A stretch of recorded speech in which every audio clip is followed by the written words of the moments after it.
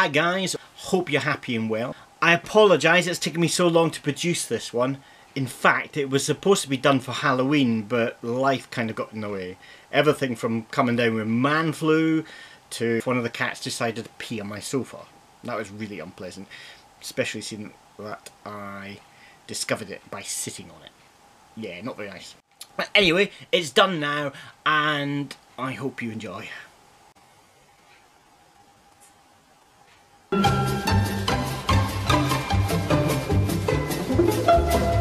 Well, as you know, I've gone for this job in Japan and I'm waiting for the answer. In fact, I've got the answer. I got the email not so long ago.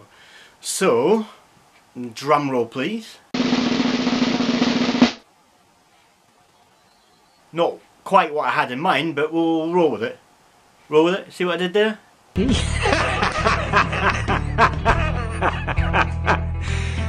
Yeah, forget it. Well, anyway, I didn't get the job.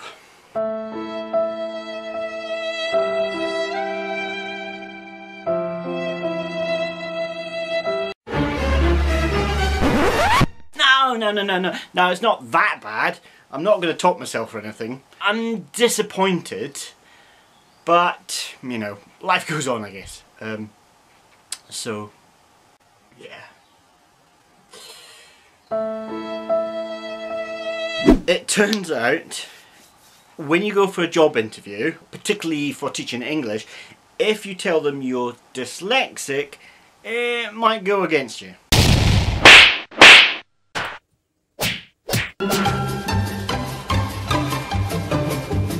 Perhaps stupid of me saying something, but you know, I can't help but think if I hadn't, and I found out later, that could have put me in a very difficult situation.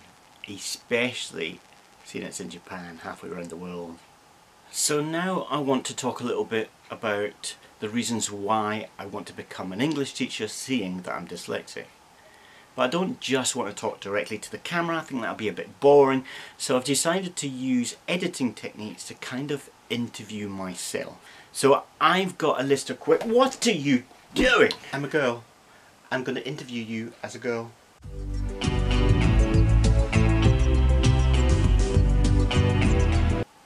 Yeah, but my idea was kind of to interview myself, not to dress up like a...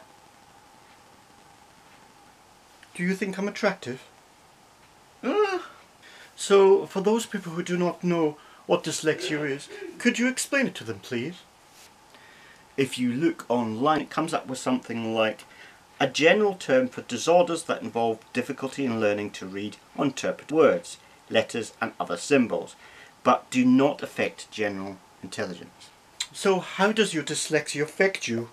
Well, it affects me in many different ways, such as getting my D's and B's muddled up. I can't remember sequences very well. Trying to remember telephone numbers is a nightmare. But in fact, there's many positive things about having dyslexia, and I think we concentrate too much on the fact that it's a disability. So yeah, there's many positives about being dyslexic. We're very good at spatial awareness and very good at pattern recognition. In fact, many people with dyslexia go into the field of science. And it's reported that Einstein was dyslexic. We're also very good with business. Steve Jobs and Richard Branson are dyslexic. And many of us go into the creative arts. Orlando Bloom, Keira Knightley, and even Tom Cruise are dyslexic. So when did you find out you were dyslexic? I don't know why I keep doing that. Is that what ladies do? So yeah, it was difficult being a kid having dyslexia. For a start, I wasn't diagnosed at school. And I can remember one time my teacher was just getting more and more frustrated with me. She even sat down with me and tried to teach me there, which it just made me worse, because I think she believed that I was just like taking a piss. She grabbed me by my hair and yanked me across the room and sat me down in a corner. And that's where I stayed fairly often. So why be a teacher teaching English if you're dyslexic? I'm thinking about it. I've always been involved with teaching. In one of my jobs I was a site trainer and I taught things like health and safety, customer service skills, and then I had a job teaching ECDL, computer skills to people. So I've always kind of been involved in teaching, but not English. English is not something I ever thought I could consider before going to uni. But doing uni's given me the confidence to consider that I could do it. Teaching English to Japanese people has also boosted my confidence. And that's where I got the passion from. That's where I started to discover that I really enjoyed doing it. I enjoyed seeing people develop. But the biggest push of all is I've met English teachers that teach English to international students now that are dyslexic. One of them is one of the top teachers in one of the universities. He doesn't let it affect him. So what's next for you then? So if I'm honest, I'm actually quite relieved I didn't get this job. Being a language coach may be cool for 1 or 2 years, but then what do I do long term?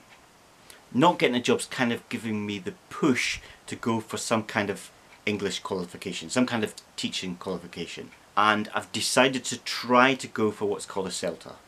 Now the university that I want to try in, I may have missed the first intake, which is at the beginning of next year. I've just got to hear back. If I'm lucky, I'll get in January. If not, I've got to wait a few months to the next intake. Because a CELTA would not only enable me to teach anywhere around the world, but also in the UK. So if I happen to go to Japan and hate it, I've got something to come back and fall back on. So yeah, I think that's my next step. I've got a real passion for teaching now. I really enjoy it. I really want to develop it now. Well, that's it for this video. I apologise a little bit long, but I hope you enjoyed. If you did, please hit that like button. And if you haven't subscribed yet, please subscribe. It would really help support the channel. I plan to do many more videos. Oh, hang on 1 second. Hello. Oh, hi Tom, how are you? Well, you went out last night. Where did you go? A nightclub called Legend. You had a cocktail called Top Gun. You drunk yourself into oblivion.